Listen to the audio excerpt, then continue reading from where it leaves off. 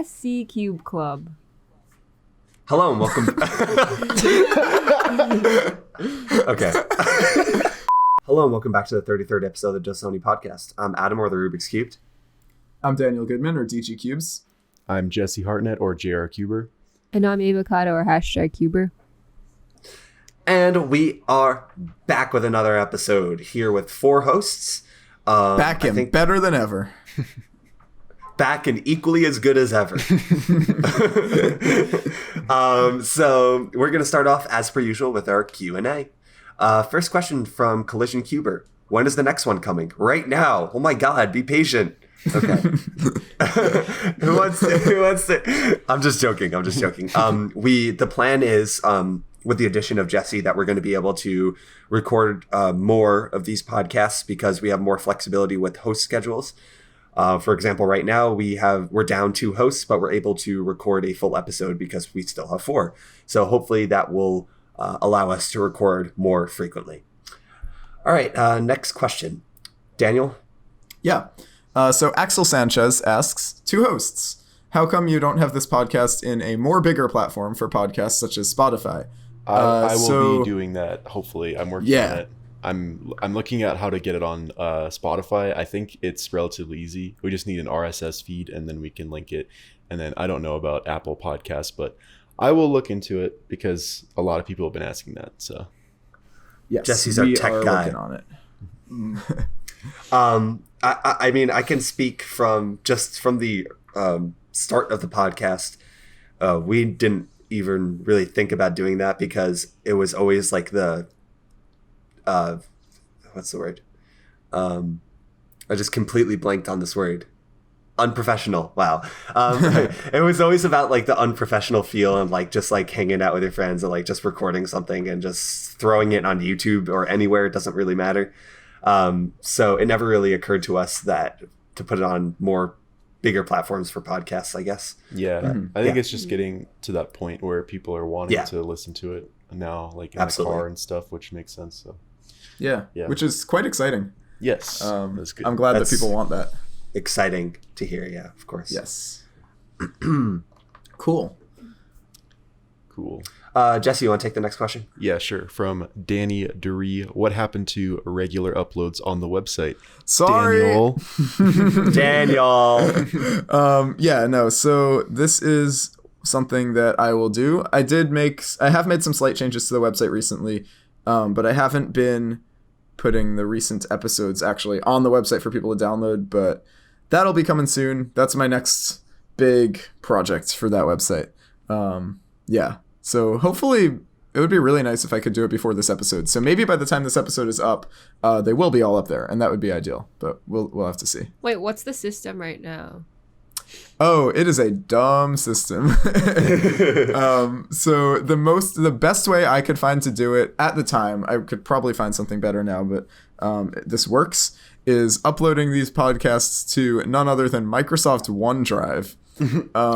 And then allowing people to download it through the website through OneDrive. Because at the time that I started this, I don't know, maybe this has changed by now, but at the time there was no easy way to do it through Google Drive to allow you to actually download MP3 files on a website. And OneDrive allows for that. So that's what's currently going on. And yeah, also that's basically the gist of how the website works. Yeah, and fortunately, I don't have to go in and edit code when I update the website because I have a spreadsheet that generates the HTML code for me, and the website just extracts from that spreadsheet. So yeah, that's like one of my favorite things about programming is making code to write code, and that's essentially what I have going on with the website. But yeah, it's just a matter of actually doing it and not being lazy. Cool. Shame being so lazy when all the rest of us have been so good with everything. None of us have ever not been lazy. To be fair, I originally made it all work on a spreadsheet so that other hosts could theoretically update the website too. Yeah. I remember this. This is your fault. Okay. Yeah. Next question, I guess. Luke Gracer Luke Racer Speed Cuber. Excuse me. All right, everyone. Biggest cubing accomplishment. I'll start alphabetical order. So go ahead, DG. National champ, probably. In Pyraminx 2018. Jesse. I don't have any like competitive achievements that are good. Well, it says cubing, not speed cubing. Yeah, so like probably just my channel, because that was not expected. Ava. Probably making finals at US Nationals 2017. Yeah, Wow. that's a good one. But not as good as tied for first in New Jersey for Scube single. Oh my god. Baby! I should have said that. Yeah, you really. Oh, yeah. If you did say that, you would really stole my thunder. Yeah. I honestly, I would say I'm proud of the progress my channel has made. Okay, DG, when's that me MV gonna drop? You didn't really read that. When's that's me? Oh, when? Yeah. I just my brain was like that doesn't make sense, so it just like smushed it together. When's the that's me MV gonna drop? Never. So I do have a song on my SoundCloud called That's Me, but it's not a music video type song. That was just something I made for fun. Probably the next music video could be something that I've been writing today and last night with a fire beat Adam sent me. Ooh, yes. Adam the Yeah, producer. so that might be the next Yes. one, but we'll have to see. I'm definitely gonna put it on, like I'm gonna get it on SoundCloud for sure, and then like before the music video. But maybe I really like this song that I'm working on, so I might do a music video for that. We'll see. What is the me song about? It's basically just like I rap over a trap remix of the Me channel. Okay. Nice. But like I mean, I talk like yeah. Honestly, it's my least favorite song on my SoundCloud. But I mean, yeah, I don't know. It was experimental. It was fun. But yeah, I don't know. I'm not gonna music video that one. Also, So sorry. no, go ahead. Oh, just a question for DG. Are you ever gonna Ava? Are you ever gonna put music on like other platforms? I would like to do Spotify, but it is tricky to figure out. So not yet. You just need an RSS feed. Yeah. I don't know. I mean, I might do it. Like maybe next summer I might start worrying about that, or like over winter break or something when I have some time to like do more hobby related stuff. But for now I'm just sticking to SoundCloud for a little bit. I like it. Cool. Yeah. Yeah, we've been having a lot of fun because I've always been interested in, well, not always, for the past, I would say 2.5 years when I started listening to music, I always really was interested by sampling. So a week ago, I was finally like, okay, let me just actually learn this. So I downloaded the free demo of FL Studio, and which is like a music production tool. And I've been making beats on that, and it's super, super fun. So if you don't know where to start with like making something, just like literally download the software and just mess around with it. It's worth, giving it a try, I like how you said 2 years ago when I started listening to music. I have never heard a song before 2 years ago. You know what I meant, Jesse. You know what I meant. I heard my first song at 17. Maybe it was longer. Maybe I it heard was these strange further. noises and I didn't know what to think, but they sounded good. I couldn't remember the word older. I said maybe it was longer ago. Then I corrected myself. I said maybe it's further ago. Wait, older ago? That's not right. No, yeah, maybe. I think longer ago is fine.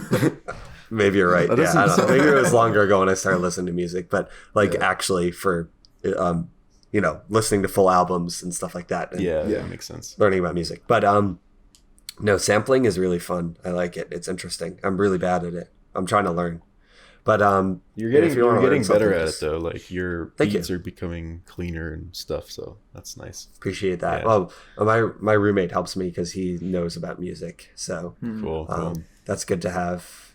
But Yeah. That's another funny phrase. He knows about music. Stop it. Until 2 years ago, I didn't know about music, but my roommate knows all about it. I know about music. I've never listened to it though.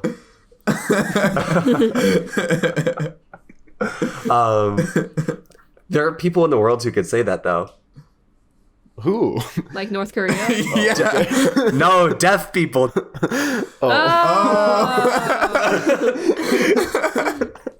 I was so confused. You really just clown on all of us. I'm sorry. Yes, sir. That was a riddle right there. You got tricked. No. They've heard about music, but they've never listened to it. Well, they haven't heard about it. Oh my They know about it. They know about it. They know about it. Oh my god. I like where this has gone. All right, who wants to answer Derpy's question? Do you average the same on 3x3 and square one? No. I'm gonna say yeah, probably not. But no, he doesn't. Right? I don't think so. Relatively close though. It is close, Pretty- yeah. A little faster on 3x3. Yeah. Yeah. Isn't his 3x3 average like high 7 or something? Yeah, I think so. He's Okay. sub 8. Yeah. His the 3x3 most average is part. low 7. Is it really? Okay. What? Yeah. Wait, do you mean official? Oh, I thought you meant official people. No, we're talking global. Sorry. I'm talking galactal. I'm talking egg salad. I don't know about you guys. If you're not talking about money, I don't want to talk. Okay, JR, what was the video that you think has earned you the most subs? That's hard to say. I think there's an analytic you can look at for that, but I don't know where to find it. Something I was looking at just in like YouTube Studio was like watch time, like my most watched video. Not with the most views, but with most watch time. And it was my 11x11 bump sanity full solve, which is like 3.5 hours. And I think it's because people, like, I've gotten a lot of comments that it gives people ASMR because like turning sounds really nice and it's like slow and quiet. And then I was like, so I literally listened to my own video and got ASMR from it. And I was like, well, that's interesting. But I looked and it has 75.5 million minutes of watch time. Oh That's my so god. much. And the second place, like the Dude. one under that, is 17 million. So that's like a huge difference. So I'm 75 million. I'm thinking people are just like turning it on before they go to sleep and just like listening to the entire thing. How many years is that? Yeah, I'm looking at it right now. That's a long That's- time. 120. That's over 1 million minutes. So Wait, divided what? by 60. It's Wait, no, 140. no. Hours. I have the Like, that would number. be hours. It's 143 years. Oh my god. What? That doesn't even make sense. 143 years? Yeah, Oh my 75 million gosh. minutes. That's not. That's like longer than I've been alive. Whoa. It's Wait, like no, almost as long as I've been alive. That beats the record for that beats the record for oldest human by a long shot. Yeah. That's wild. But I don't think that video has earned me the most subscribers though. I imagine it's probably just my most viewed video, which is like my Shang Xiao 10x10 unboxing when I was like 12 years old. How And many then, views? like on that 6 one? million.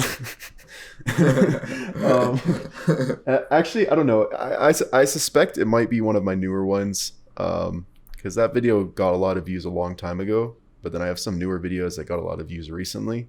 So maybe my sliding 3x3 video that has like 4 million, and that was from like last year. Because of that thumbnail, baby. That Something thumbnail's so about it. good. Something about it. Yeah. That's a great thumbnail. And then another weird thing is I have a 2x2 Ghost Cube unboxing, which like for like 2 years had like a normal amount of views. And then like, I think it just got put in the algorithm or something and it got like 3 million views in like a couple weeks. That's crazy. Like 2 years 2 after by I 2 posted Ghost it. Cube. Yeah, it's so weird. Yeah. It's like my second most viewed video and it was just like a normal video. And then all of a sudden Yeah. it got a ton of views. And then there's like a bunch of non-cubers in the comments, which is very funny to read through, but Oh yeah, I love that. The algorithm My knows. my Devil's algorithm video still has like dumb comments on it frequently. Yep. That thing has like I think it's over 2 million views now on that one. Nice. For me, favorite sticker mod. Visually, I like the Ninja Star Cube. Yeah. Cool. Ava, how do you actually pronounce your full name? Angela. Whoa. Okay. Who wants to answer for Allison? Can we all answer at once? Yes. Wait, I need to think of my Favorite. answer. I need to think of Okay, my yeah, answer. yeah. All right. I'll ask the question and then we can all answer. As soon as he finishes, just start Yeah. answering. Okay. Okay. Ready? Okay. Yeah. Okay. TPC. Favorite programming language? Machine Python. code. I like Spanish. Python, but Ruby's pretty similar. Did anyone hear what I said? You say machine code, Yeah. Jesse? Thank you. Ava, you want to take the next question? Yeah. Lord Hades asks to everyone, do you think learning VLS or winter variation is worth it? Do you think it can really improve your times? And I think that's Satan himself. Lord Hades. Right? Yeah. I'm gonna say no. I don't like it. Nice try, Satan. I think the really big 3x3 alg sets are like not worth it if you learn everything, but like certain algs are. I agree with that. Makes sense. Whatever Makes floats sense. your I mean, boat. I don't know any of these, so, but I mean, I'm really I just get not different a answers fan. to everyone that I ask. Like, should I learn Not a this? fan Yeah. of what? Like, if I'm not a fan of OLL skips. Yeah, you've mentioned. I think that it's totally before. not worth skipping OLL. If you can avoid an OLL skip, you should totally You do would. that. That's what I was Like- thinking when you said that, yeah. Like, But there should, DG, you should invent a method that ensures that you do not get an OLL skip. I mean, that's easy. Like, I kind of do that as is, I feel. I guess. You just change your final pair if you're gonna. If you skip can OLL. sledgehammer into an OLL And then skip, just get a soon instead, and then get Yeah. the soon, extra soon. Oh, wait, no, that's bad. No, you gotta set up to like a U case, and if you know like full U, then that's. I would say it's better. I don't know. Yeah, but it's not like if you're about to skip OLL and you just get a U case instead. Okay, yeah, that's true. Like, Fine. that's, If you're like, about to skip a lot of OLL, moves. fine. Then take the OLL skip. But know that if you're taking the OLL skip, you're taking the L. I don't know what's so bad about OLL skips, but whatever. didn't you mention it's just I because just- like it throws off your flow, kind of? Yeah, that's how I Yeah. feel. Because it's like, I don't know, you're doing your pair and then suddenly end perm, like What do you mean suddenly? Like you can see that it's about to skip. I like that. Suddenly end firm?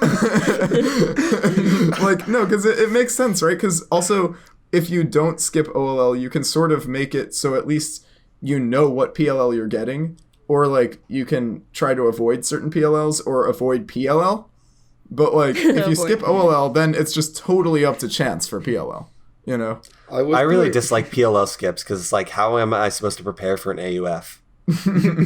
I was doing my last pair and I looked away for half a second and suddenly end perm. All of a Wait, sudden, end perm. What's DGLL again? Yes. DGLL. Yes, DGLL is the move. No, wait, what is it though? Oh, AUF. There's an ALG set for it. He does a U by doing 4 PLLs. So I feel like PLL skip is unoptimal for DGLL. That's true. No, it's good. It's a DGLL skip. But what if there's an AUF? Then you do DGLL. That's what I'm saying. Oh. That is unoptimal for DGLL. Oh my god. If we ever play like Truth or Dare at a comp, I'm gonna dare you to use DGLL in an official solve. I would love to. No, have I explained total DGLL to you guys before? Yeah, oh my god. This is, we need to do a C Finley live stream again, except it's total DGLL. Yes. I'll explain for those who are unaware. Basically, Cfinity is a different method that I've invented, which is where you do cross F2L. If it doesn't skip, do a different cross in F2L and repeat that until it's solved. And so you're just banking on a last layer skip eventually. So it's entirely algorithmless because cross and F2L are no algs, right? So if you want, like, basically DGLL, all it does is one move, right? Each alg. So if you know full DGLL, you can do each move of a Cfinity solve as a DGLL algorithm. So That's so stupid. so basically, it's an entirely algorithmless solve with only algorithms. this dude doing Bob Burton just with 4 algs per on 3x3. Oh my god. But yeah, so that's total DGLL, and yeah, it would probably take a lot of moves, but that's okay. It wouldn't be one live stream. It definitely. I think you should do a road to DGLL. It would be like 50 episodes before. Right, I would need to set aside a cube that I just do total DGLL on. Until one of your friends comes over and just starts turning it, and then it'd be bad. That person would be the worst friend. You need to lock it. Well, my friends do that all the time. And whenever they come over, they just grab my cubes and start messing with them, and that's how I have. Like, That's actually true. Yeah. Yeah, whenever people come in my dorm, they take my cubes. And then also, like, it frustrates me very much because you can see that I have all my cubes in a specific orientation, but they always put them back in the wrong orientation. Yes, Yeah. that happens to me all the time. Like, I've been unpacking my 3x3s, and they're all in boxes with the white side facing up. It's very obvious. And then my friend came over and started grabbing 3x3s out of the box and then putting them back without the white side up. And I was like, It's terrible. why? I don't get how you don't see that. Yeah. So basically, should you learn VLS or winter variation? No, learn total DGLL. Yeah. I was thinking that if I ever get a question about improving 3x3 times, that I just give like really generic cliched advice, because I don't really get those questions because I'm not good, right? So like, and how I would answer this is say, hey, you do what you gotta do. That's my advice. Hustle, work hard. Yeah, exactly. Stay motivated. You do what you gotta do. Yeah. I like that. Like, honestly, it's true. If you want to get sub 10, there are so many ways to do it. Mm-hmm. I'm not even sub 10, but like, but there are, like, you know, you can do any terrible habit and still be sub 10. You can do anything you put your mind to. Exactly. You can anything you set your mind to. You can. GG Side Quest. Subscribe if you're not already. You're missing the best content on YouTube. Bless him. Thank you. With a butterfly. Bless him. Thomas about make him Ted, Steve, though? so bless him. Bless. I'm a fan of Ted personally. I like Bless him better. Really? I should make a tier list video of GG Side Quest videos. Whoa, I'm such a fan. Gotta do it now. I love it. I'm writing it down in my video idea notebook right now. Ava, would you like to take the next question? Because you're the only one I think qualified to answer it. What about GG? Hey, yeah. Wait, what did you organize? You came 6 hours for it. Oh, yeah. So, Ava, why don't you ask? Well, okay. I'll ask the question. Sure. Okay. Comvet asks, do you have any tips for organizing a comp? Or can you go through the process of organizing a comp? No. Tip? Okay, I guess I'll start, and Ava, you can like jump off this if Add. you want to. Yeah. I think it depends a lot on your venue, because there are a lot of venues that have just very different requirements for things like this. So I'm very lucky that Princeton allows me to use space on campus. But like a lot of schools and stuff require you to have a club or things like that in order to organize a comp, which is very frustrating. But I feel like once you find a venue and have a delegate, it's relatively straightforward. But you definitely, I think the biggest thing is just day of, like, being on top of the competition. Like, make sure you're on schedule. Make sure you have helpers. Yeah. Because I don't know. I see a lot of organizers who don't do that. And, like, the comps usually go fine, but those are the comps that do end up behind schedule, you know? Like, yeah, you need a competent organizer who's, like, really on top of things. And that's you. So if you don't feel like you can handle the pressure of, you know, making sure people are doing what they need to be doing for a full day, and you just want to, like, hang out with friends and stuff, then you probably shouldn't organize a comp. Yeah. But yeah, I mean, if you're down to, like, take on that responsibility, then it's pretty straightforward, I'd say. You got anything to add, Ava? I can't think of anything. Can you guys elaborate on the first two initial steps that you mentioned, which are getting a venue and getting a delegate? How would one go about doing that? Ava, you want to take that? For I think delegate, Ava, I think you should contact like everyone in your region like months beforehand. Yeah. Like especially depending on your region, because you're probably not going to be able to organize something if it's like within like 3 months. I don't even know. Actually, like for the Northeast, sometimes like the next 6 months are booked. So you have to like you have to plan early, basically. Yeah, definitely. And then you should just give them a variety of dates, so it's more likely that a delegate will be available. Yeah. I think it should be sort of a simultaneous process, like talking with the venue and the delegate. Like, you should not book your venue and then go up to the delegate and say, I'm having a comp this day. Like, yeah, I would say maybe like find a venue that would be interested.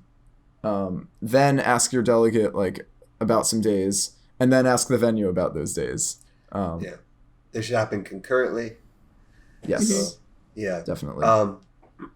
Yeah, I mean, I'm going to be trying to organize one here at Penn State, and I think one more important note I wanted to mention: you can go to the WCA website to look up your local delegates. Yes. But as far as venues go, that's a much more difficult challenge. I know DG and I, back in where we live, we tried to organize something, and the venue fell through. All of the venues fell through. All of the venues fell through. So what you want to do when you're looking for a venue is just think of places that you have been for other competitions. So churches or like religious places are a good place because they have a lot of community activities. The same is true with some government places. So like if you go to like a fire station or like stuff like that, they often have halls that you can rent. And if not, think of larger organizations that might be able to accommodate you. So like a university or a library or stuff like that, that are used to having events for people associated with that organization. And then you can go through that organizational structure to find somebody who's in charge of that sort of task. The Joan F. Moss meeting room coordinator. So this person may or may not be opposed to having winners and losers in the Manalapan Library. For context, we were trying to organize a competition at the Manalapan Library, and the person in charge, who I just said of like the organization, she didn't want to have, quote, winners and losers, and so that's why our competition fell through.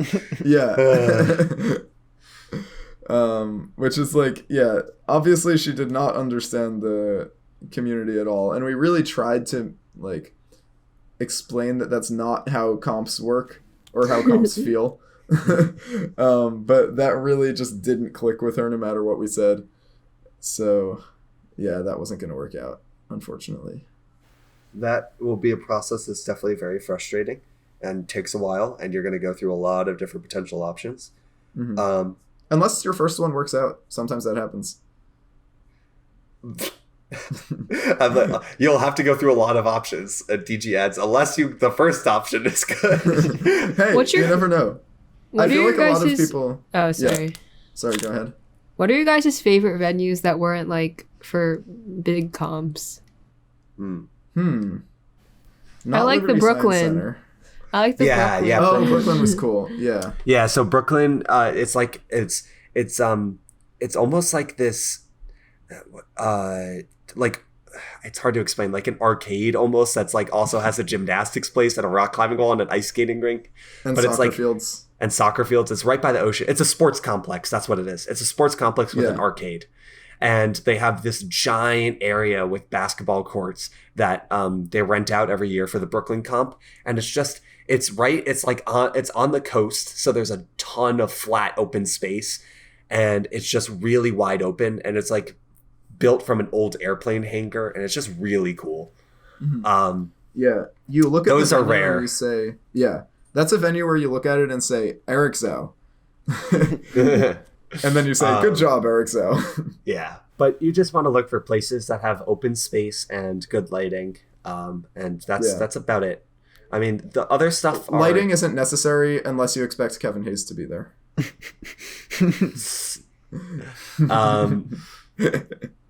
Lighting isn't necessary. The other stuff are could be important, but not necessarily 100% necessary. Like a PA system, if you can yell, you could probably get by. Or tables, if you have at least chairs, you could probably get by. But both of those things are pretty important still, but not 100% necessary, like lighting and open space. Didn't someone hold a comp in like a movie theater once? I remember seeing That's that. a terrible I idea. remember seeing that. I think in I heard CF, about that where recently. people were like, "Yeah, the lighting was What? awful." Because like, Yeah. Oh, I would did be. hear about it's a that, movie but- theater. Yeah. Like, it has Yeah. lights, so- you know, but still, it's not going to be that bright. Yeah. Also, like, where do you like put Everyone the just sat in the tables? seats. Like, It's so awful. see, he you know. prioritized seating over lighting. This is Yeah. Seating is Awful. not a big deal. That's something that organizers need to get through their skulls. Everyone, Like- everyone can stand. Just deal with it. There are People no d- chairs, not even- no tables. Not even can. People do stand. That's the thing. Yeah. Right. They already stand even if you have seating. So Yeah, and tables are great. Tables are what you need, but chairs, like, I hate comps where it's just like rows and rows of chairs and that's it. Like, it's not a show, you know. You're like, Yeah. you're there to hang out with people. You want like a round table sort of thing. Yeah. Um, That's why, like, that's with something that- Worlds, it was kind of awkward, just with no tables. It was, yeah. But that was definitely Yeah. more of, like, a spectator type thing. So. That's true. Yeah, I feel like honestly the best venues I've been to have been Nats venues. Yeah. Yeah. Because, like, Nats Yeah. venues have a much heavier focus on people hanging out, with Definitely. the stages just kind of being at the edge of the room, not really the focal point. And then at Worlds, like, the main thing to focus on was the giant stage, you know? So, Yeah. yeah. I Portland or Fort Wayne. Fort Wayne. Fort Wayne, yeah. Yeah. I Portland in was nice Portland. still. Yeah. I like both of them, but Fort Wayne probably was better here. Right? Yeah, I mean, honestly, they've all been good lately. Like, Salt Lake City Yeah. was really nice. Baltimore. Yeah, was Salt Lake nice. City was great. Yeah. And yeah, I think as far as venues go, for me it would be of the Nats I've been to, it would be a toss up between Salt Lake City and Baltimore. I feel like a lot of people Um, would still say 2015, but Yeah, I didn't get to go to that, so Yeah. I can't speak on it. I mean, that's like the only one that was right next to like an actual beach. Like, Right. yeah, that would be so fun. that sounded fun. Yeah. But the true correct answer for best venue is Steve's venue, a literal cruise ship. Yes, Yes. that's true. That I'm going Yeah. to be going on. I'm so excited. That's so awesome. He already Yeah. got the room, and I'm rooming with him, so it's happening.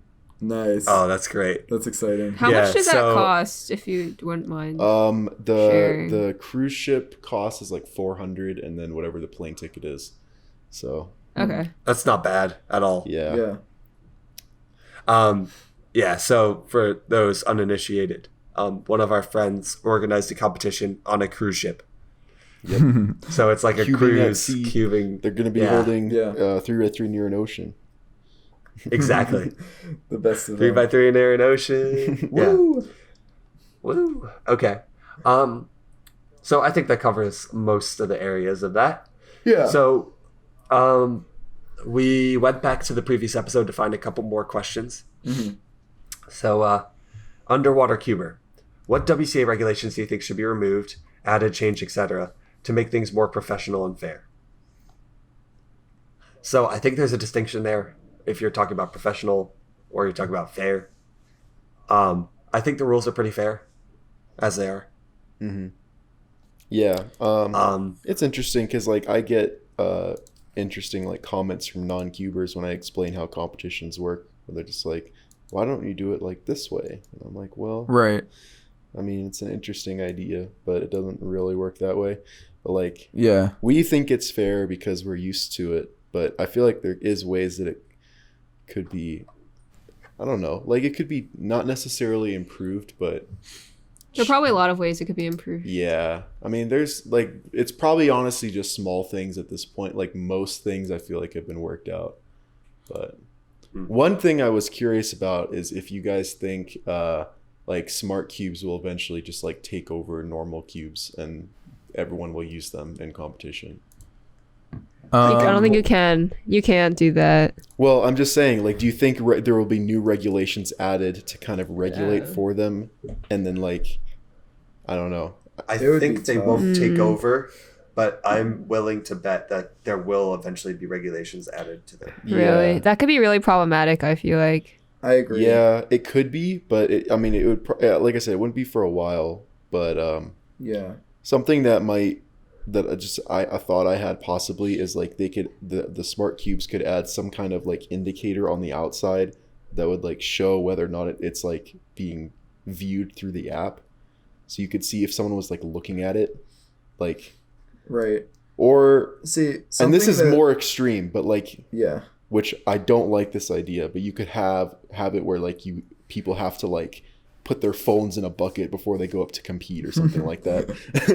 Yeah. See, so they can't. something I don't like that. Yeah, I don't like that either. But Something that I was thinking about, that if we were looking at cubing from an outsider's perspective, like a comment I often get is like, how is it fair that you can bring your own cubes? Yeah. And so like, I think like there are many things that go against this, and this is not something that I would propose, but I do think it's an interesting idea if we want to use smart cubes to just like have many at a competition and you just like get them when you compete. And like, yeah, you know, but then because they're not really set up to how you like them, you know. right, that's So- the problem with it. But like the pro is that every solve ever would be like saved. Yeah, and there's no way for people to like hack that. I mean, there are ways for people. It would to hack also anything, but- would it eliminate plus twos? Because like the timer doesn't stop until the cube is completely solved. Like if you drop the cube and it was still turned, you would just have to pick it up and do the turn, and then whatever time. Yeah. But that's that like a added- different timing system now. yeah. Yeah, I was picturing the same normal timing system. No, Yeah, it no, was that's the too, thing. but- Like, because like something that I've had non-cubers mention to me is like, well, isn't it kind of like it? I mean, like the times aren't that accurate if you have to pick up and drop the cube, you know? Yeah. And Yeah, that would be a major change, though. yeah, Right. yeah. But that's what made me think. I was like, I wonder if everyone started using smart cubes, if that would change. If like you would. That's stop like a using major stack fundamental change. Yeah. Yeah. Yeah. I mean, it's already part of the WCA rules that like starting and stopping the timer. That's everybody knows that's part of your time. Yeah, It's like- yeah, no, definitely. I mean, I'm not arguing that, but like it was just, No, it was I just know, a I thought know. that I I'm had. just I was saying. like, I wonder if Right. it became so widely adopted, if that would ever change. You know? Yeah. I mean, that's something that I like to wonder about too, because I feel like to cubers, things like that do kind of sound like, I don't know, they seem dumb because like we know how it works, but like to an Yeah. outsider, it's not obvious, I guess.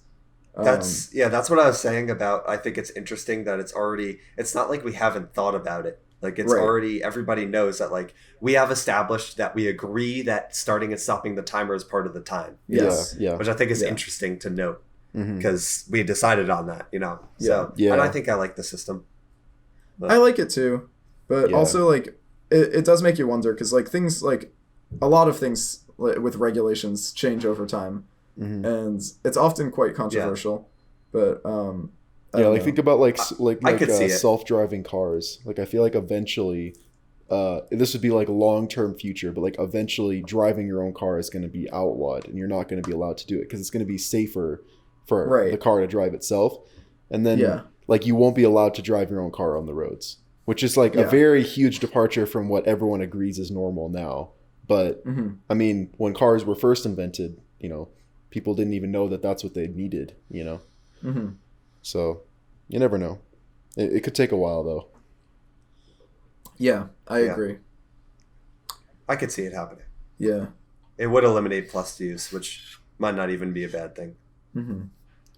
I think in general, though, as far as regulations go, we should really try to just stick more to the spirit of them as opposed to like the concrete words in the regulations. And like sometimes I think there are certain cases where words can be changed to clarify things better.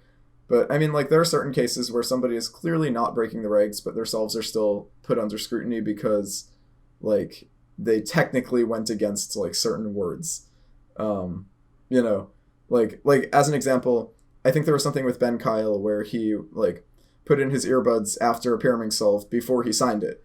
And so they were considering DNFing that because he was using earbuds technically still during the attempt.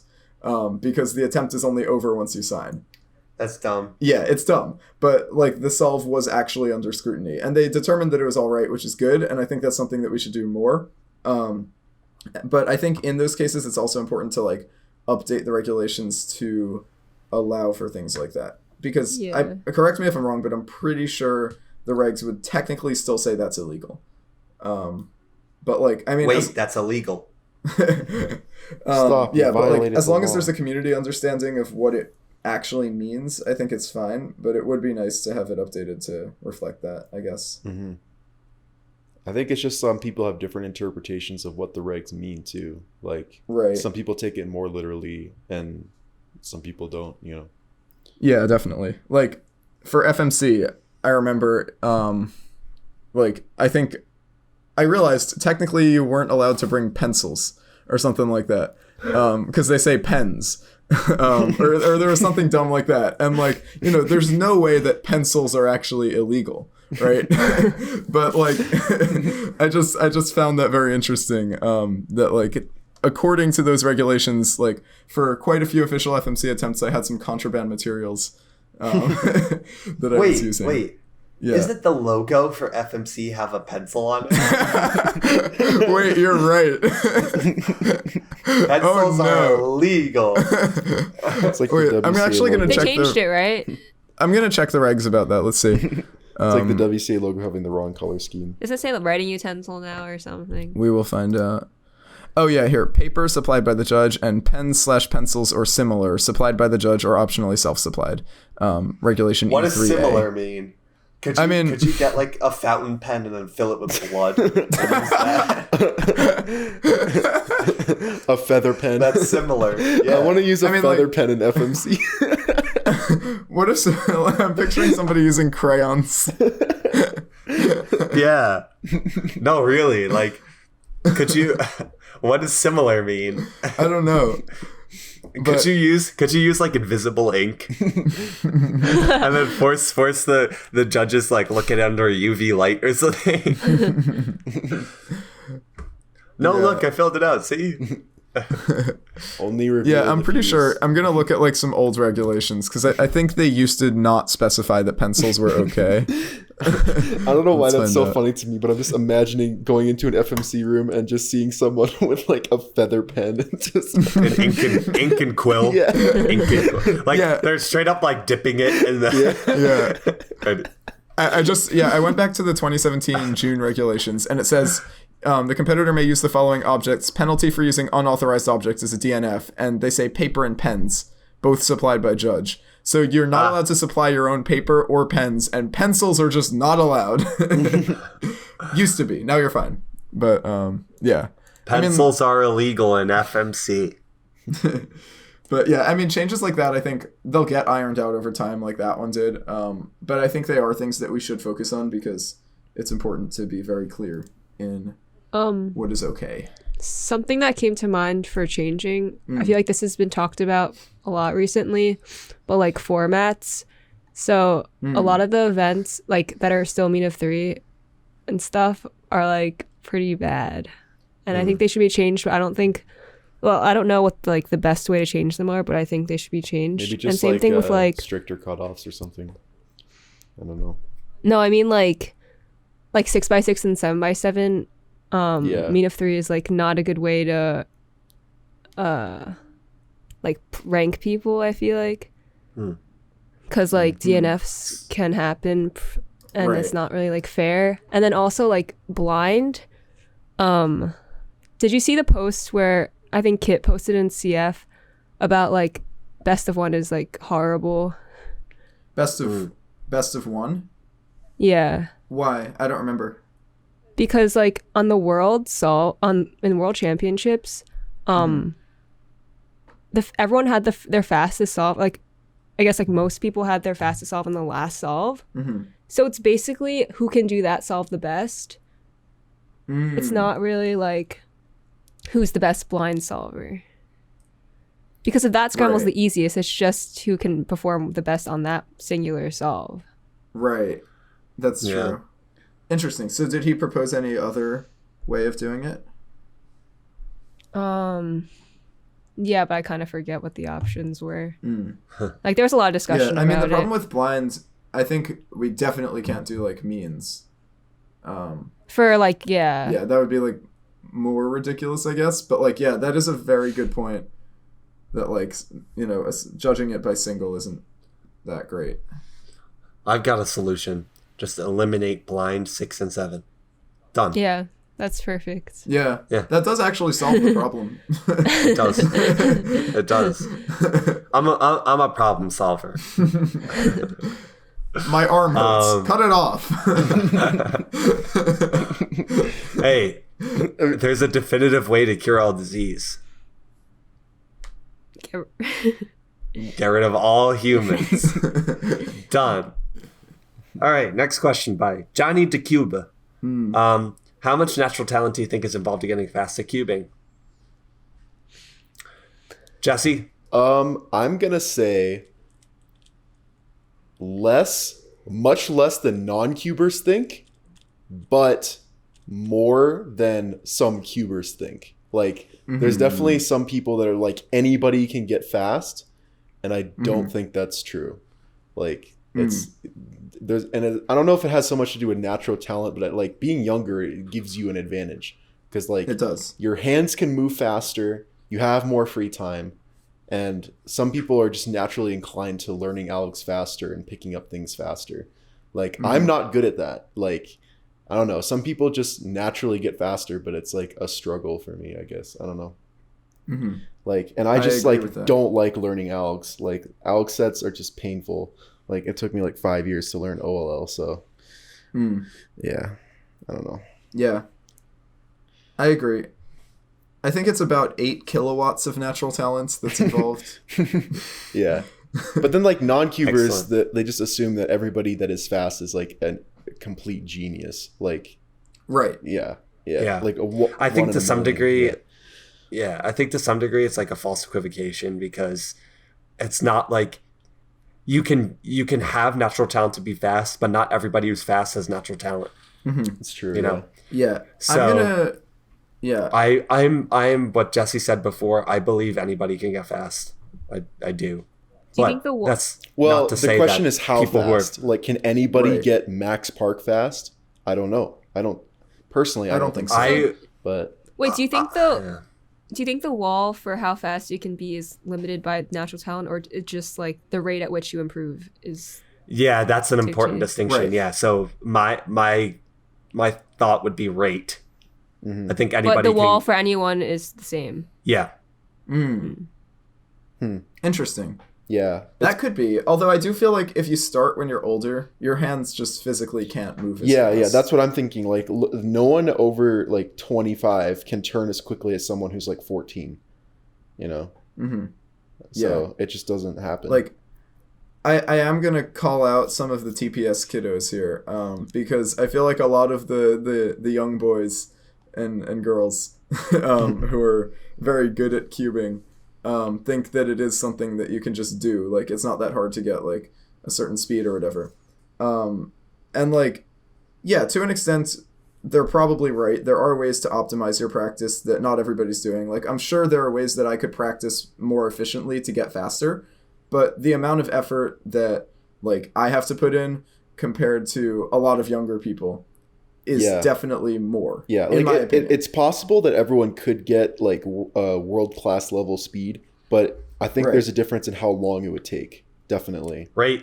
Yeah. That's the rate Yeah, distinction. exactly. That Yeah, Ava and said. that Right. might. Do you think that has anything to do with just natural talent, or is that just like your Yeah. dedication to practicing? Yeah. You know. Absolutely. Okay. Yeah.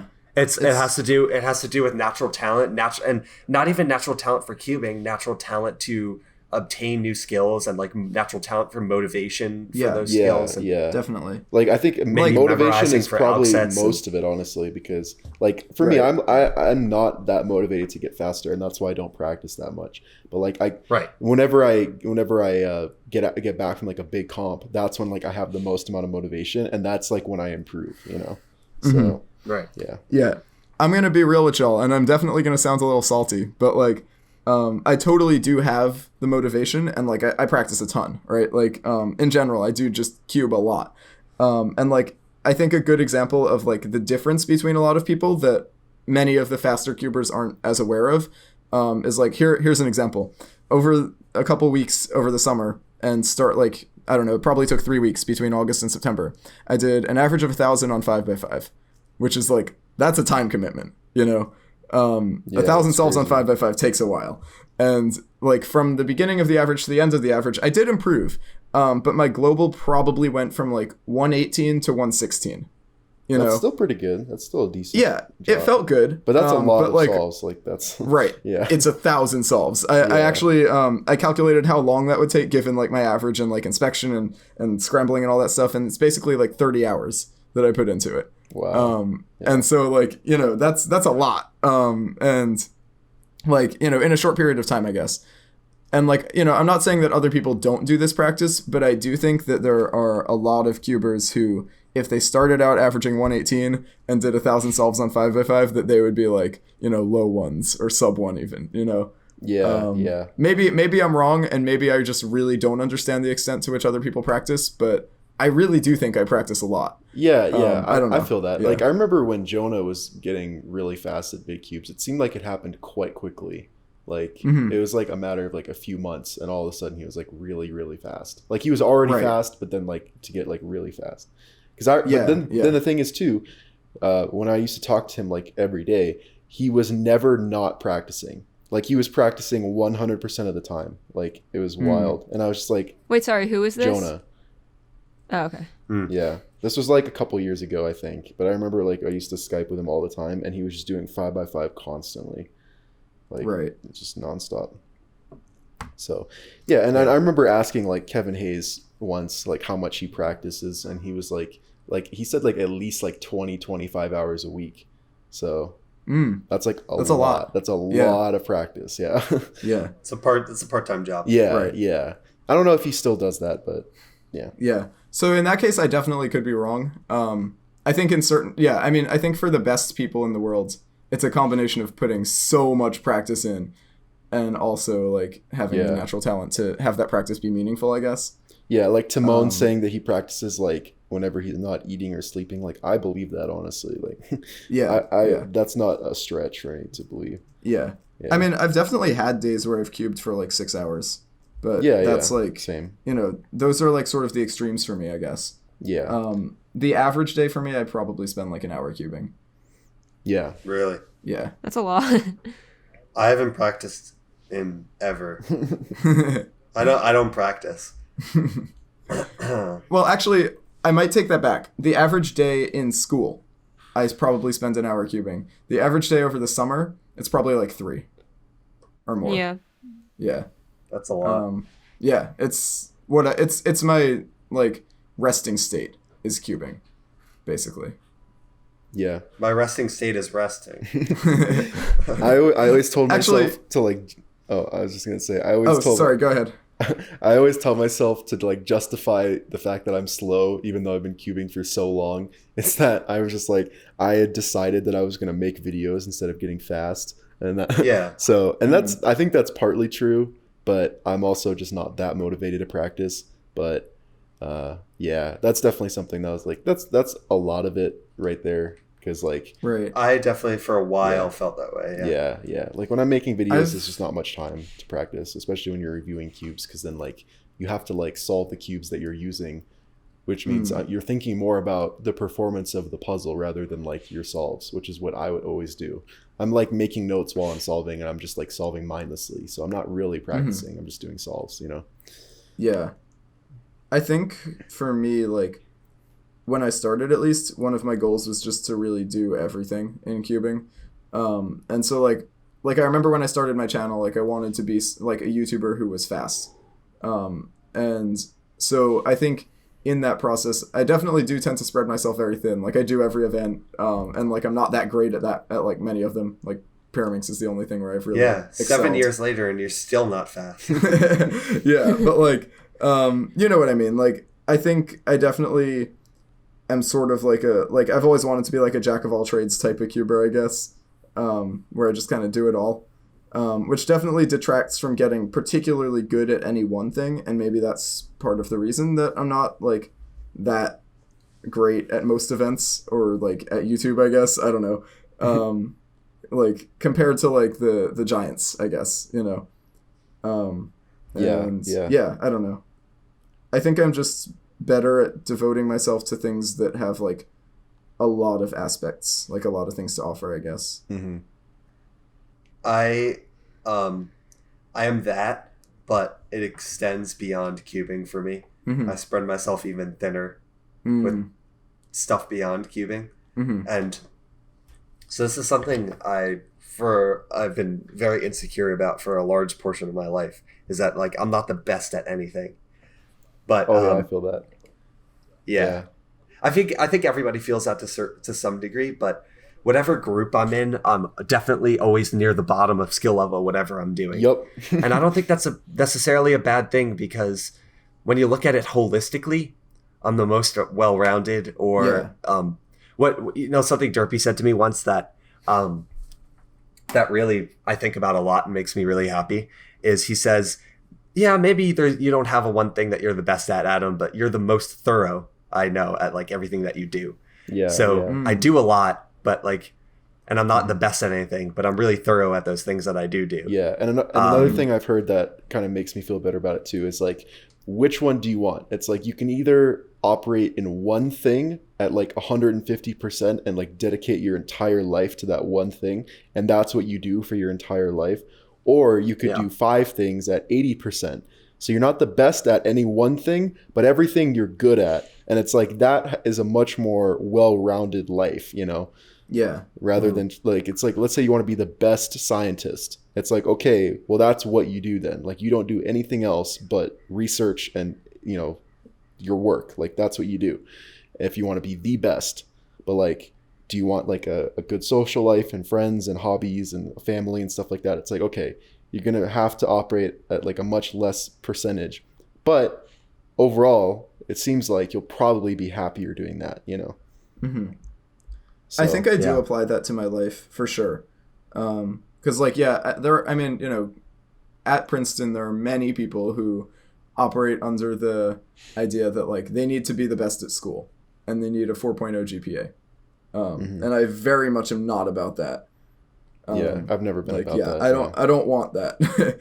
And I think it is a more fulfilling life for me, at least. I mean, like, I'm sure there are people who are very happy to, like devoting themselves to one thing, but like I couldn't do it. Yeah. No.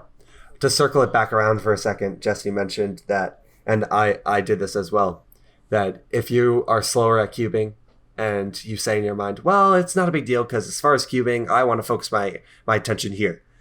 It's okay to not have another thing. You could just not be that good at speed cubing. You don't have to have an excuse for yourself. Right. Don't worry about that. Like that, it's not even necessarily true that, I mean, definitely in my case, I can speak for myself. It's not even necessarily true. I don't even put 150% into video making. It's not like it's one or the other. Yeah. You know, and cubing's not everything either. Yeah. Same with Jesse. Yeah. And cubing's not everything either. So you don't have to have an excuse if you're telling people like, oh, I'm not that good. There doesn't need to be anything after that. It could just be, I'm not that good. And that's okay. Yeah. I think that not enough people realize that early enough. Yeah. And they sort of and that's learn the something, hard that's way. something that I've come to realize too. It's like I can make excuses for why I haven't improved, but at the end of the day, it's just because I know that I'm not that motivated to practice, and I don't really care that much to get faster. So Yeah, and that's fine. yeah. Like I think about it, like Yeah. what would it benefit me to like put in all of this time to get faster? It's like I don't really compete that often. I don't care about my times. Like it's not really that big of a deal. So And the big thing is maybe it's not necessarily what you want. yeah. And If you don't want to do it, you don't have to do it. Don't yeah. feel pressure. And I'm you know? already at a Right. speed I'm comfortable with, like Yeah. I'm averaging like 11ish. I'm like, yeah, that's pretty good. Like it's not amazing or anything, but it's like that's decent at least, Oh, definitely. Yeah. I mean, like, and the thing is, it totally depends on just what you want out of it, Yeah. Like, yeah, you don't have to want to be the best in the world. Mm-hmm. That's my whole issue with like, and we've been getting better at this with it as a community, but I still think it's an issue of the whole speed hierarchy, because when you go into cubing, the people who are popular are the fast people, and so you automatically make the association that if I want to do well in this community, I have to be fast, and that is not true at all. Yeah. Speed is not the goal in the community. But it's currently oriented like that. Yeah. And that's the issue. I've thought And I think about that before, where sometimes I'll be thinking I want to get faster, and then I think about why I want to get faster, and I'm like, I don't know. I feel like it would be cool to like fit in with the faster people, and they all think that, and I'm like, wait a second, that's kind of dumb. Yeah. I don't think it's anybody's fault necessarily. It's just the socialization that we get are competitions, Yeah. which are ranked. Yeah. Yeah. So it's just it literally happens like that. I think Adam, it would be it was different. you and I who were talking about this, right?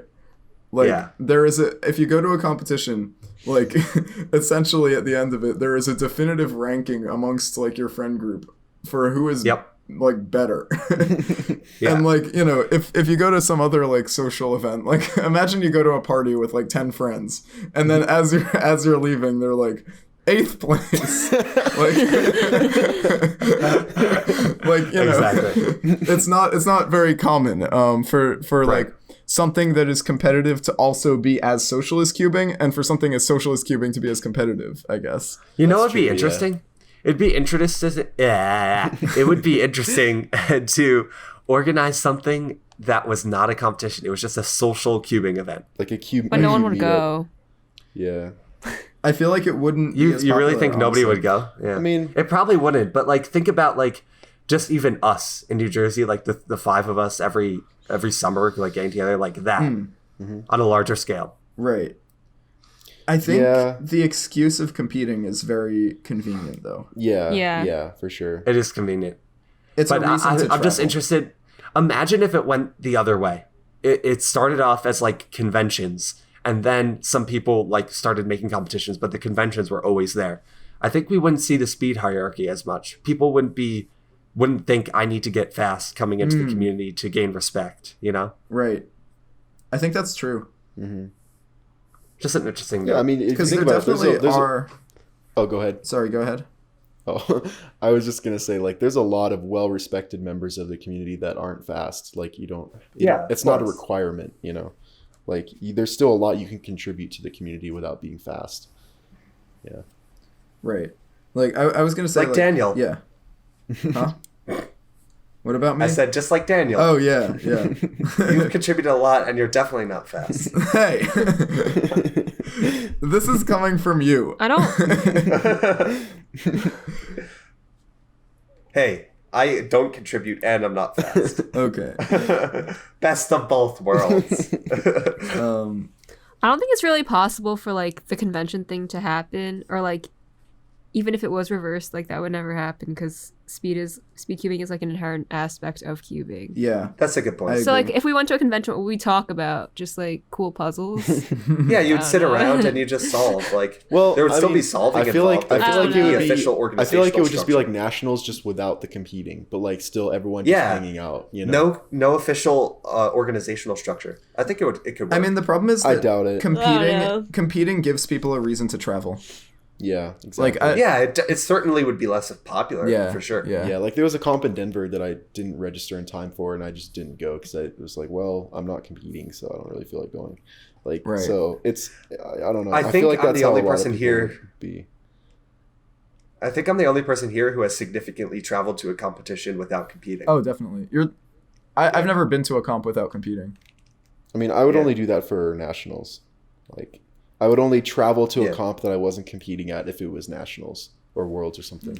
Like, So maybe that's why my I'd still be perspective has very, changed. I'd still be I've very actually down done to it. go to nationals if I wasn't competing. Like, yeah, that's Yeah. honestly, like, competing at nationals for me, at least, just because like I'm not fast or anything and I don't care about my times, is one of those things where I'm like, darn, now I have to leave my friends and go compete. Like, I would rather stay here. Like, yeah. Yeah, I get Yeah. that. I know that feeling too. Especially like, I mean, I do a lot of events, so I very much feel that.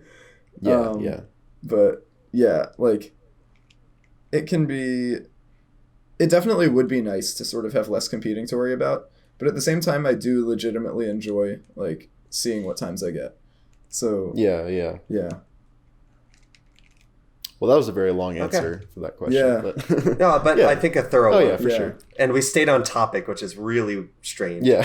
Oh, wait. Wait, no, we No, we didn't. Natural talent, that's Never not- mind. Never mind. I don't know how we got there. All right. Anyway, now to everybody's second favorite of festivity. Cubing in the news. Woo! Daniel Goodman, take it away. All right, so today we've got a real doozy for you. So this is a Cubing in the News article entitled, "When a Rubik's Cube just isn't frustrating enough, pick a clover." Which I think is just great advice in general. It is actually quite a short article. It's just like a paragraph and a half, but I think it's pretty good. So if anybody does anybody want to volunteer to just read the whole thing? Me. You want to read the whole I thing? want it. Yeah. All right, go for it. Oh, and for reference, there is an image of this. I don't actually know what it is. It's a icosahedron. Clover icosahedron. I have one. Oh, okay, yeah. It's a clover icosahedron. For those who are not aware of what that is, the link is in the show notes to the article, and there's a picture there. So that's what they're discussing. Anyway, Adam, take it away. Actually, the standard why would you start an article with actually? That's exactly what I was thinking. I was like, this is like a second paragraph at least. Right. They're starting the entire article with actually. Actually, the standard Clover Cube is apparently the more frustrating version of a Rubik's Cube, and this Clover icosahedron D1 IQ brick takes the standard Clover Cube to a new level. Okay, so What the frick is a clover cube? I don't It's like know. it's like an Clover edge turning cube. puzzle, but with 2 axes per edge, basically, instead of 1. Oh, So- okay. Yeah.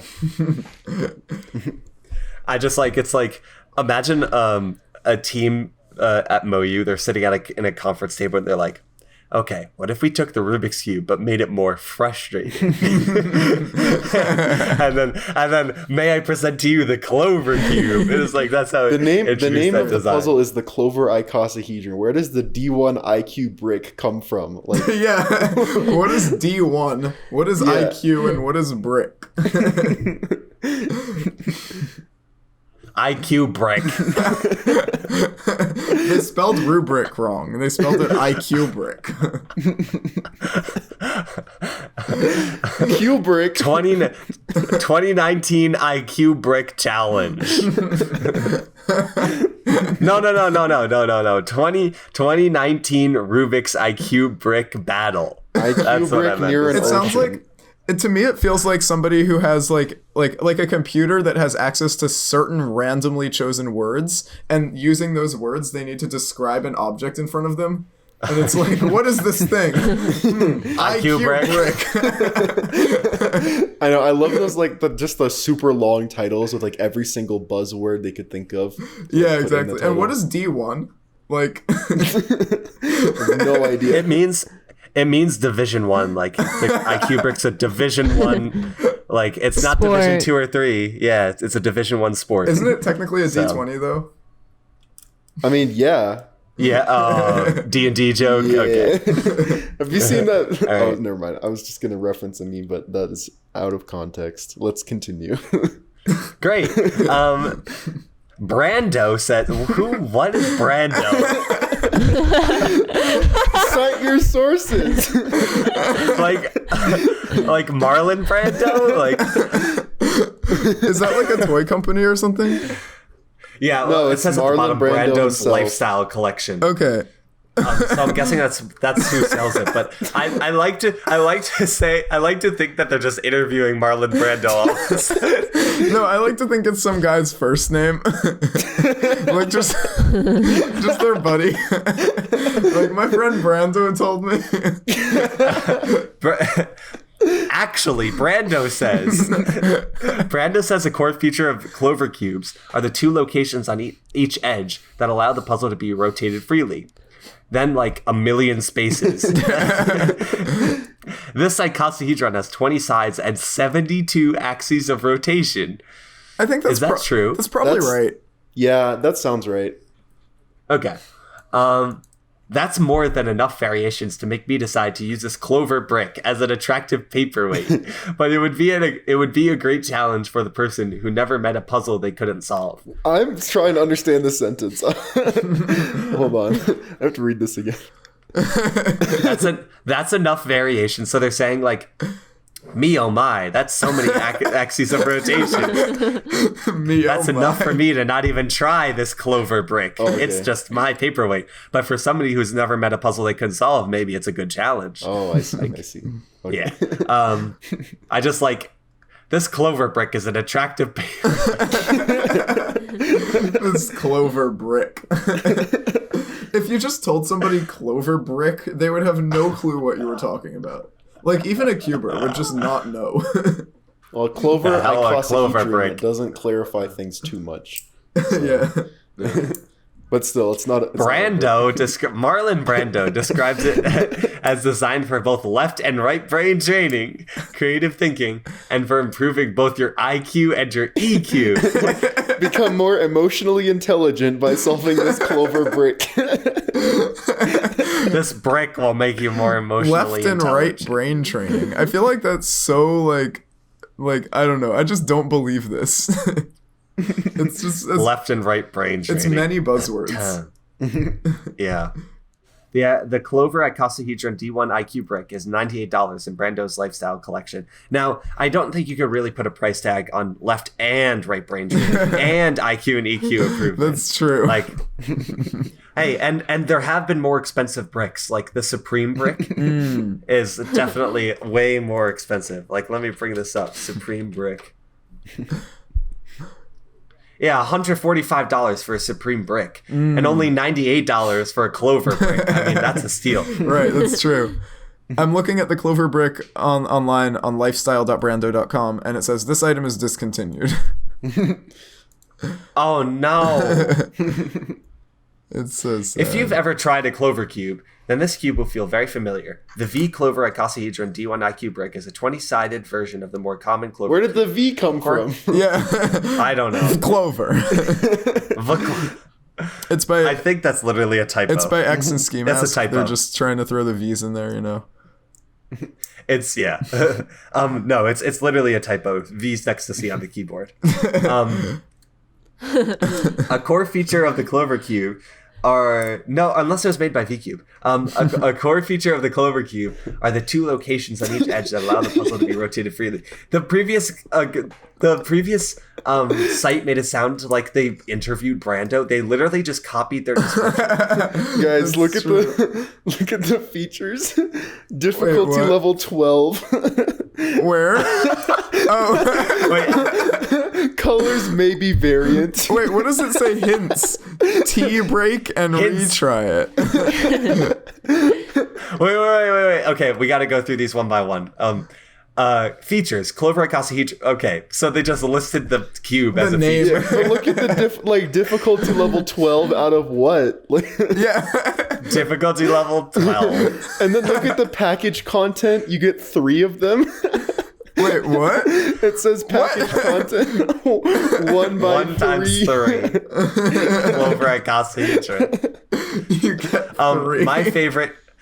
My favorite is like, imagine you're doing this puzzle and you're trying to use a solve guide, right? And you're like, all right, fine, I'll use a hint. And you open up the hint and the hint says, take a tea break and retry it later.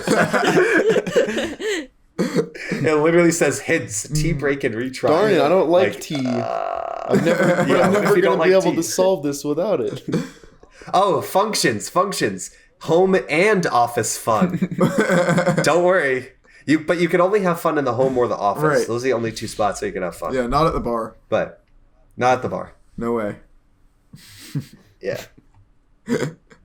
Colors may be 20-sided, 72 axis of rotation, overstepped any of existing twisty puzzles.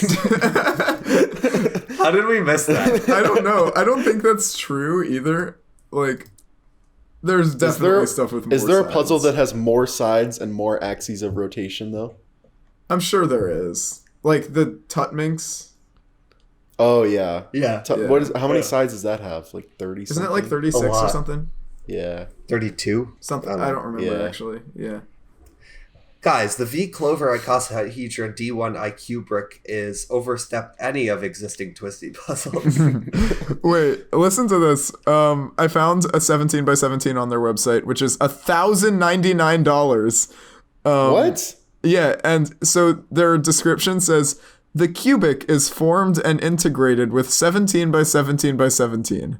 The special design of the IQ cube, the new challenge, the new playing method. Can you still play and tackle in few minutes? Grab one to get the answer. I found pillow Oh my 13 God. by 13 by 13 IQ brick. Yeah, look up the wandering Tutminx. wandering. Is this on their website? Yeah, very puzzle 32 Whoa. axis wandering Tutminx IQ brick unstickered. Whoa. I've never seen this before. Me neither. That's insane. That's actually pretty cool looking. Let me look it up. What the hell is that? I don't know. Oh, I've seen that before. Yeah. They sell them on the cubicle. Is that even a twisty puzzle? Yeah. Yeah, I don't really even Yeah. get how that can turn. Like, They sell it on the cubicle. It says really? the gears rotate independently, so you can either solve the puzzle with or without directly turning them. This lets you choose the difficulty of your solve. That's actually cool. I like that. Colors may be variant. Hints: T break and retry. All the features are the same. Oh no. Difficulty level It's- 12. What? What? Oh, Wait, let me check the 17 by 17. Is there anything that's not? difficulty level 12. Wait. The 17 by 17 some doesn't difficulty have a difficulty level. Oh, I found Very Puzzle Megaminx Ball V1. Difficulty level 8 to 12. What? Wait, oh, is it maybe an age? How is a Mega Like- Mix ball the same difficulty level as like that we just looked at? Yeah. Here's a Nautilus IQ brick. Difficulty level 8 to 12. Why is everything an IQ? Oh no, wait. This one it's a Petaminx, but they call it a 101 by 12 IQ pentagon. And it says What? the cubic is formed and integrated with pentagon. 101 by 12, 12 surface. Formed and integrated goodness. with pentagon. Moyu Time Round IQ brick. The most complicated and super challenge. Dare not to take? Oh wait, I see that. And then they forgot to do HTML correctly. They're trying to put a line break, but they forgot their opening bracket, so it just says BR close bracket. I found one that's Moyu time round IQ brick. Yeah, no, that's what That's we what I was he just saying. said. This That's all Yeah. wrong. IQ is complicated in structure. Please rotate it slowly instead of crashing it. New challenge arises every day. Want to be great? No pain, no No gain. pain, no gain. I love crashing it. Don't crash it. Don't. This is my Imagine new you come car. back- What do you think? You come back from a solve at a competition, and your friends are like, "How'd your average go?" Oh, well, on one solve I crashed. Framework Pyramid IQ brick. Hints. T-break and retry it. Oh no. I want to see if on non-Rubik's Cube stuff they have hints. They have a Rex cube, Rex IQ brick, and it says, "Are you searching for a good way to make your child smart? This curvy copter IQ brick can meet your demands." They just changed the name. It's a Rex cube. It's not a curvy copter. Are you looking to for a This way is to the make your most child random smart? selection of things I have ever seen. You have It like really cubes is. mixed in with like like pop, like those little pop figures mixed with like dog muzzles. With like Would you like a dog muzzle, an infinity gauntlet, or a Toteminx? Western gun folding umbrella auto open? I found a stress banana. Stress banana. Yeah. Would you like a stress banana, a drone, or a 3x3? I found a stonehead tissue box. Oh my god. Can we order something from here? I kind of want to. No. You're just very Place opposed. and fix your tissue inside a stonehead tissue box. Fun, personalized style, fine workmanship, very eye-catching. I think this is Made the of type of plastic. store where they just decided, I am going to sell everything. Yeah. What would you like to sell? Yes. All right. Stress banana. Oh my god, that's so good. I think They we've sell gotten minions. enough off topic of cubing in the news. It's probably time to wrap it up, but I think we found a great Yes. website out of the deal. Yes. But we Yes. do not condone. I want to be sponsored. We do not condone. I want to be buying from sponsored by Brando. Marlon Brando. But yeah, that's what we learned. Yes. So, time for everybody's third favorite festivity of the event. Okay, we will now be announcing a guest. Yes, so we're going to try to have a guest on for next time. And our guest is, drum roll, please. Okay, stop the drum roll. Stop it. Stop. Philip Lewicki. Yeah. Ava, you messed it up. No, okay. So yes, we will be having Flip Lewick on. Assuming he so if says you have any yes. questions, yes, we're as at the moment of recording, we have not asked him, but we are announcing that he's on. So we're really excited to have him on. Looking forward to next podcast. Leave your questions down below again. Anyway, that's about it for this one. If you have any comments, questions, or suggestions, you can leave them down below, and that would be much appreciated. Like, share this video, and follow us on social media in order to be awesome. And don't forget to subscribe. Thanks for watching. Okay, bye.